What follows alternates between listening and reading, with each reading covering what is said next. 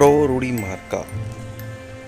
मार्का channel में आपका स्वागत है। तो आज जो मूवी हम लेकर आए हैं उस मूवी का नाम है द 12 मोंकी मूवीज़ एक ऐसी मूवीज़ है जो कि टाइम ट्रैवल पर आधारित है और ये मूवीज़ 21वीं सदी के टाइम लेकर 1996 तक का जो टाइम है उसमें सफ़र करती है। तो आज हम जो कहानी एक्सप्लेन करेंगे वो इसी पर आधारित होगी। तो कहानी की शुरुआत में एक बच्चा दिखाई देता है और ये एक फ्लैशबैक का सीन दिखाई देता है। इसमें बच्चा देखता है कि वो एयरपोर्ट पर है और वहाँ पर कुछ दौड़ा दौड़ी चल रही है और उनमें से एक इंसान भागा जा रहा है जिसके हाथ में पिस्तौल होता है, लेकिन वो इंसान भागते हुए गिर जाता है और उसके पास एक लड़की आकर रोने लग पड़ती है।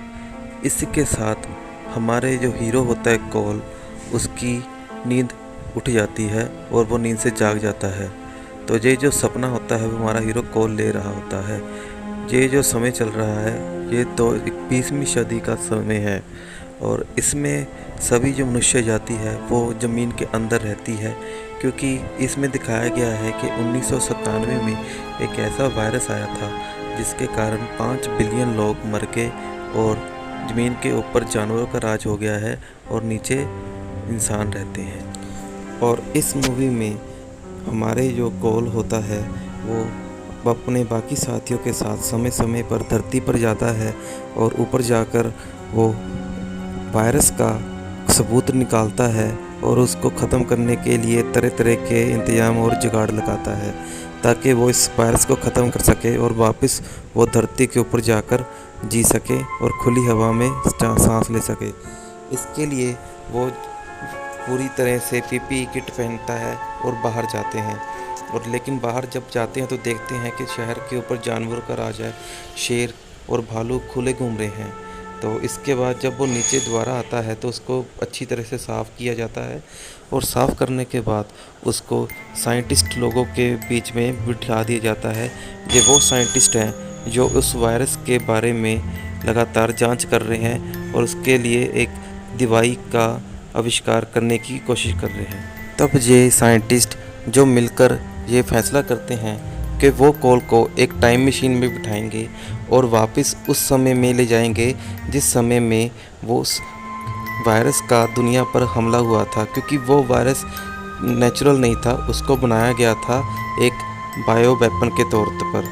तो वो उस बायो वेपन के लिए उसको वापस भेजना चाहते हैं और उस वायरस का जो मूल रूप होता है उसको इकट्ठा करके उसके खिलाफ वैक्सीनेट कुछ करना चाहते हैं। इसके बाद अगला सीन होता है वो होता है पुराने समय का 1990 का, जिसमें एक इस फिल्म की हीरोइन होती है जो डॉक्टर होती है।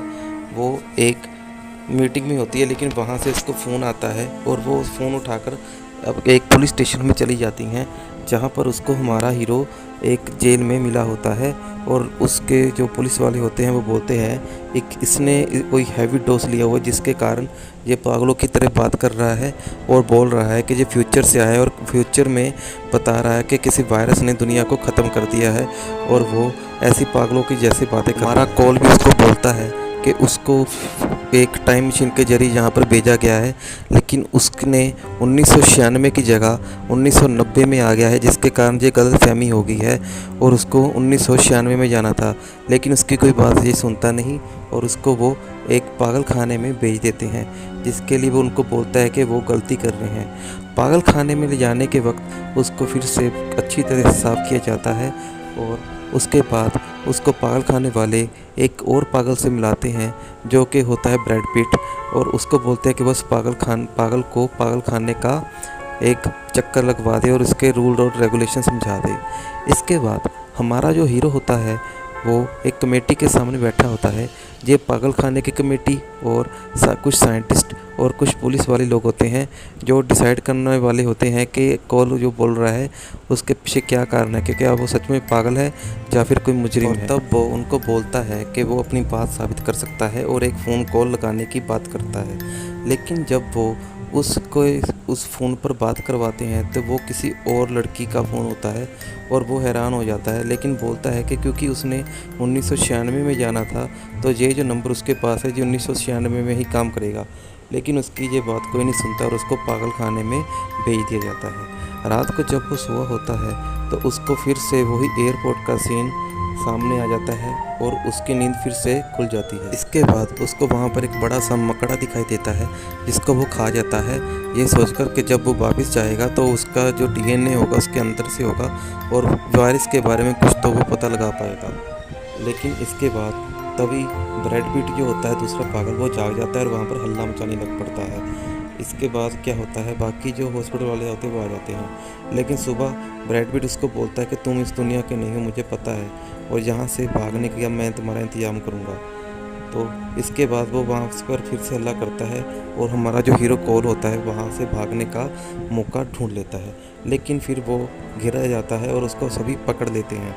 वो अपने आप को छुड़ाने की कोशिश तो बहुत करता है लेकिन पकड़ा जाता है। फिर पागल खाने वाले उसको एक कमरे में बंद कर देते हैं, लेकिन अचानक से क्या होता है कि जब वो कमरे में बंद होता है तो वहाँ से गायब हो जाता है और वो एक बात समझ नहीं पाते। तभी फ्लैशबैक में फिर से वही एयरपोर्ट का सीन आता है, लेकिन उसमें जो गोली वाला जिसको गोली लगती है वो कोई नहीं, ब्रैड पिट होता है। ये फ्लैशबैक का सीन के बाद जो हमारा कोल होता है वो फिर से वही पुरानी से नई दुनिया में चला जाता है जहाँ पर वायरस पूरी तरह से चल रहा है। और जो साइंसदान होते हैं वो हमारे जो हीरो कोल होता है उसको एक बार फिर से 1996 में भेजते हैं ताकि वो उस वायरस का जो मूल रूप होता है उसके बारे में कुछ पता लगा सके। लेकिन वो 1996 की जगह दूसरे विश्व युद्ध में चला जाता है किसी टेक्निकल प्रॉब्लम के कारण, और उसमें उसको गोली लग जाती है और इसके बाद वो फिर से 1996 में आ जाता है। और इस बार क्या हो रहा होता है कि जो हमारे फिल्म की हीरोइन होती है वो तभी एक प्रेस कॉन्फ्रेंस कर रही होती है जिसमें वो दूसरे विश्व युद्ध की बात कर रही होती है। और उसके बाद जब वो अपनी गाड़ी लेक्चर के बाद वो जब ऑटोग्राफ दे रही होती है उसके पास से एक इंसान आता है जो कि एक और साइंटिस्ट होता है और उसको बोलता है कि उसकी जो इंसानों के लेकर जो उसकी बात है कि इंसान दुनिया को ख़त्म कर रहे हैं वो उससे पूरा सहमत है। इस दुनिया से, इस धरती से इंसानियत को ख़त्म हो जाना चाहिए या फिर कम से कम आधा हो जाना चाहिए। लेने के लिए आती है तो उसको कोई पकड़ लेता है, किडनैप कर लेता है और उसको बोलता है कि गाड़ी चलाओ। वो और कोई नहीं हो, हमारा हीरो कोल होता है और उसके पास आता है कि मैं वही हूँ जिसको तुमने आज से 6 साल पहले पागल खाने में पकड़ा था और गायब हो गया था। तो ये देखकर वो हैरान हो जाती है कि बोलती है तुम अचानक से कहाँ गायब हो गए थे और तुम जो उस बारे में बोल रहे थे वायरस के बारे में, उसके बारे में बताओ, वो 12 मंकी का क्या मसला है। लेकिन वो बोलता है कि उसको ये ताज़ी हवा बहुत पसंद आ रही है और वो अब कभी नीचे नहीं जाना चाहता। तो नेक्स्ट सीन में वो दोनों एक होटल के रूम में होते हैं। होटल के रूम में उसने उस लड़की को बांध कर रखा हुआ होता है और टीवी पर एक खबर आती है कि उस लड़की का किसी ने किडनैप कर लिया है। इसके बाद वो दोनों गाड़ी में जा रहे होते हैं कि कोल उसको एकदम रोकने के लिए बोलता है क्योंकि उसको एक साइन दिखाई देता है जो है 12 मंकी का, और वो उस साइन कोई और भाग जाता है और लड़की को बोलता है कि वो सही था, 12 मंकी यहीं कहीं हैं जो कि वायरस को फैला देंगे। ये देखकर लड़की भी उसके साथ वहाँ पर चली जाती है देखने के लिए कि आखिर वो जो भी बोल रहा है क्या सही बोल रहा है या फिर उसकी एक दिमागी उपज है। भागते भागते वो एक इमारत में चले जाते हैं और ये इमारत एकदम काली सी होती है, वहाँ पर खूब अंधेरा होता है और वहाँ पर वो दो लोगों से भिड़ जाते हैं और वो दोनों लोग उस लड़की का रेप करने की कोशिश करते हैं, लेकिन हमारा हीरो कोल उनको मार देता है। इसके बाद वो दोनों एक ऐसी दुकान पर जाते हैं जहाँ पर FAA लिखा होता है। ये FAA उसी आर्मी की होती है जिसने 12 मंकी बनाई होती है। हमारा जो हीरो कोल होता है उनको पकड़ के बांध लेता है और उनसे पूछता है कि उनका क्या इरादा है। तो वो उसको बताते हैं कि उनका ऐसा कोई इरादा नहीं कि दुनिया तबाह कर दे। तो इसके बाद वो दोनों गाड़ी में जाते हैं और गाड़ी में जाते वक्त वहाँ पर एक खबर आती है कि बच्चा खोया हुआ है और वो बोरवेल में फंसा हुआ है। लेकिन ये बात सुनकर कोल बताता है कि वो बच्चा खोया नहीं है, वो कहीं जंगलों में घूम फिर रहा है। लेकिन इसके बाद वो हमारी जो हीरोइन होती है उसकी लात में से गोली निकालने लगती है जो कि उसके दूसरे विश्व युद्ध से उसकी लात में फंसी हुई है।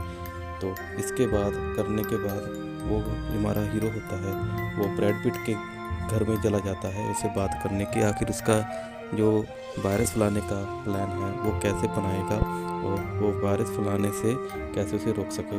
लेकिन वो जो ब्रैड पिट होता है उसको पागल बनाकर भेज देता है कि बोलता है कि ऐसा मेरा कोई प्लान नहीं और मैं तुम्हें जानता तक नहीं। इसके बाद जो कोल होता है उसको ब्रैड पिट के सिक्योरिटी गार्ड खूब पीटते हैं और पीट कर बाहर फेंक देते हैं। लेकिन बाहर उसकी जो गर्लफ्रेंड होती है वो उसको गाड़ी के पास ले जाती है और उसको बोलती है कि उस जैसा ब्लैक 12 मंकी जैसा कुछ भी नहीं है, तुम इस सब को छोड़ दो। तो ऐसा करने के बाद बोलती है कि तुम पुलिस को सरेंडर कर दो। तो जब वो पुलिस को सरेंडर करवाने के लिए पुलिस को बुलाती है तो पीछे से एक धमाका सा होता है और हमारा हीरो कोल फिर से गायब हो जाता है और गायब होकर फिर से वो वही 20वीं सदी में अपने प्रेजेंट टाइम में चला जाता है। और वहाँ पर जो साइंटिस्ट होते हैं वो उसके सामने खड़े हुए होते हैं और उसको बोलते हैं कि तुमने बहुत अच्छा काम किया, तुमने 12 मंकी का पता लगा लिया और 12 मंकी के आगे के बारे में हम खुद देख लेंगे। लेकिन इधर जो 1996 का टाइम चल रहा है वहाँ पर हमारी जो एक साइंटिस्ट डॉक्टर होती है उसको फ़ोन आता है कि उसने जो गोली निकाली थी वो गोली सच में दूसरे विश्व युद्ध की थी। ये सुनकर वो परेशान हो जाती है और भागकर कुछ फ़ोटोज़ देखने लगती है जो दूसरे विश्व युद्ध होती हैं और उस दूसरे विश्व युद्ध में से उसे एक कोल की भी फ़ोटो दिखाई देती है जिसमें से देखकर उसको यकीन हो जाता है कि कोल जो भी बोल रहा था वो सच बोल रहा था। मतलब जो 12 मंकी भी हैं और वायरस भी फैलने वाला है। तो प्रेजेंट टाइम में कोल को फिर से 1996 में भेजने की तैयारी हो रही होती है ताकि जो उसने पता लगाया ब्लैक मंकी के बारे में तो वो उसको एक वायरस फैलाने से रोक भी सके। और इधर जो ब्रैड पिट का पिता होता है उसका जो एक साइंटिस्ट कर्मचारी होता है वो भी कुछ वायरस जैसा बना रहे होते हैं। इसके बाद जो ब्रैड पिट अपनी शॉप में बैठा होता है वहाँ पर जो साइंटिस्ट होती है कोल की गर्लफ्रेंड वो भी वहाँ पर आ जाती है और उसको बोलती है कि वो 12 मंकी जो बने हुए हैं वो कौन सा वायरस बना रहे हैं और अगर वो कोल के बारे में कुछ जानते हैं तो मुझे कोल के बारे में बताओ, मैं उससे मिलना चाहती हूँ अभी।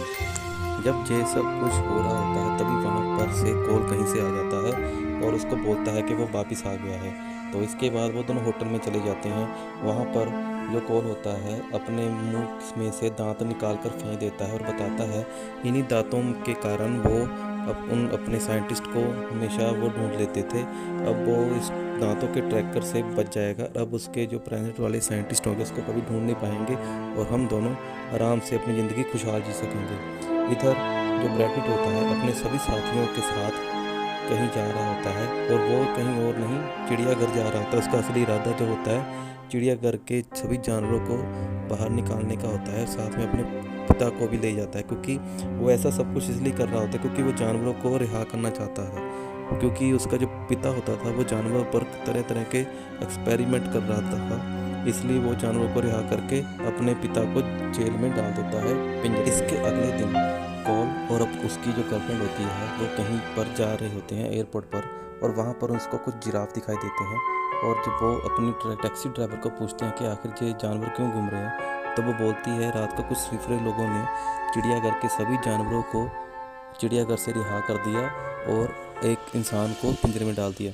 तो ये देखकर वो दोनों खुश हो जाते हैं कि और आपस में बात करते हैं कि ये जो 12 मंकी थे इनका इरादा कोई वायरस फैलाने का नहीं था बल्कि वो पिंजरा चिड़ियाघर में से जानवरों को निकालना चाहते थे। तो ये देखकर वो दोनों खुश हो जाते हैं कि जो वायरस था वो ये दोनों ही फैलाएंगे और वो दुनिया को बचा लेंगे। तो इसके बाद वो चले जाते हैं एयरपोर्ट पर। एयरपोर्ट पर जाने के बाद कोल को उसका एक फ्यूचर में से एक दोस्त आता है और उसको बोलता है कि तुम्हें अपना काम अधूरा पूरा करना है क्योंकि जो वायरस की बात हो रही है वो वायरस फैलाने वाला आदमी अभी इधर ही है और तुमने उसको अभी गोली मार देनी है।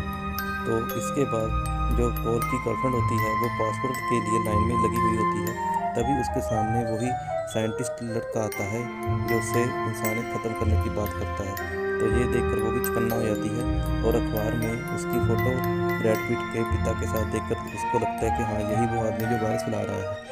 इसके बाद वो कोल को भी बोलती है कोल हमें वो आदमी मिल गया जो वायरस फैलाएगा। इसके बाद कोल जो होता है वो उसको गोली मारने के लिए उसकी तरफ भागता है, लेकिन भागते भागते उसको पुलिस वाले ही गोली मार देते हैं क्योंकि उनको लगता है वो कोई टेररिस्ट है। तो ये सब जो काम हो रहा है वो सब कुछ एक छोटा सा बच्चा अपनी आंखों से देख रहा होता है। ये छोटा बच्चा और कोई नहीं, वही कॉल होता है। और ये जो उसको पहले से कुछ फ्लैशबैक के सीन दिखाई दे रहे होते हैं, ये वही सीन होते हैं जो उसने बचपन में देखे होते हैं और आज उसके सामने हो रहे हैं। गोली लगकर मरने वाला इंसान जो गिरता है उसके फ्लैशबैक में, वो कोई और ब्रैड पिट नहीं, वही कॉल होता है। और जो लड़की उसके सामने आकर उसके रोती है, वो वही साइंटिस्ट लड़की होती है जो उसकी गर्लफ्रेंड होती है। ये सब कुछ वो अपनी आंखों में से देख रहा था बचपन में।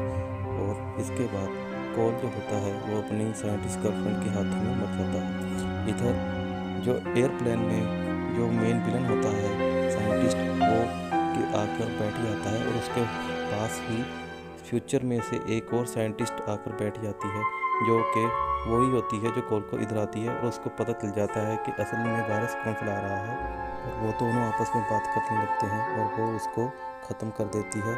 और इस तरह से ये दुनिया में वायरस फैलने से रोक लेते हैं और दुनिया को बचा लेते हैं। इसके बाद जहाँ से मूवी शुरू हुई थी वहीं पर ख़त्म हो जाती है एक बच्चों की आँखें के स्क्रीन से। तो आपको ये अगर मूवी अच्छी लगी और आपको अगर ये वीडियो अच्छी लगी तो ये मूवी ज़रूर देखिएगा और मेरा चैनल सब्सक्राइब भी जरूर करिएगा। Thank you.